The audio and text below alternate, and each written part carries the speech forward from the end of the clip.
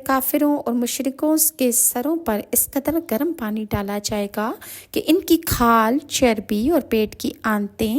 اندر سے گل جائیں گی اور کلیجہ، دل، گردے سب جل کر خاک ہو جائے گا۔ اس کے بارے میں سورہ حج کی آیت نمبر 19 تا 20 میں اللہ تعالیٰ کا ارشاد ہے،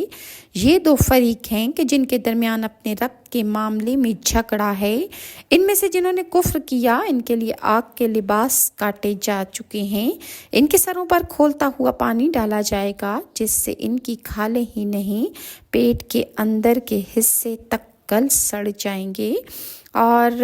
اس کے علاوہ احمد میں حدیث روایت کی ہے کہ حضرت ابو ہریرہ سے روایت ہے کہ نبی کریم صلی اللہ علیہ وسلم نے ارشاد فرمایا، کھولتا ہوا پانی کافروں کے سروں پر جب ڈالا جائے گا، جو سر کو چھید کر کے پیٹ تک پہنچے گا اور پیٹ میں جو کچھ ہوگا اسے کاٹ ڈالے گا، اور وہ سب کچھ اس کی پیٹھ سے نکل کر قدموں میں جا گرے گا۔ اور یہ اس سزا کے بعد کافر کو اللہ تعالیٰ دوبارہ اپنی اسی حالت میں کر دے گا جیسا کہ وہ پہلے تھا، یعنی اس کی کھال، اس کے پیٹ سب ٹھیک ہو جائے گا اور یہی عذاب اسے بار بار دیا جائے گا۔ اسی طرح کافروں کے لیے آگ کے کپڑے کاٹے جائیں گے، اور اللہ تعالیٰ نے قرآن پاک میں ارشاد فرمایا کہ تو اس دن مجرموں کو دیکھے گا کہ وہ زنجیروں میں ملے جلے ایک ہی جگہ جکڑے ہوئے ہوں گے، ان کے لباس گندھک کے ہوں گے اور آگ ان کے چہروں پر چڑھی ہوئی ہوگی۔ حضرت عبداللہ بن عباس فرماتے ہیں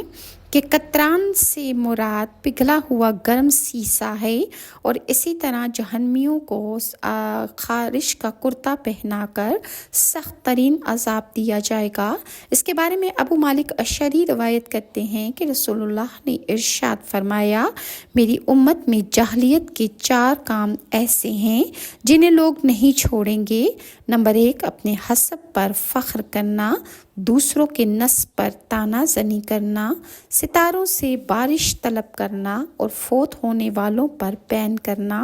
اور آپ صلی اللہ علیہ وسلم نے یہ بھی ارشاد فرمایا کہ نوحہ کرنے والی عورت اگر مرنے سے پہلے توبہ نہیں کرے گی تو اسے قیامت کے روز کھڑا کر کے گندھک کا پاجامہ اور خارش کا کرتا اس کو پہنایا جائے گا۔ یہ بدترین عذاب ان لوگوں کے لیے ہے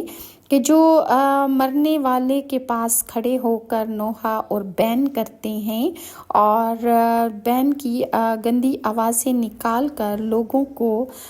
مانوس کرنے کی کوشش کرتے ہیں، تو ان لوگوں کے لیے خارش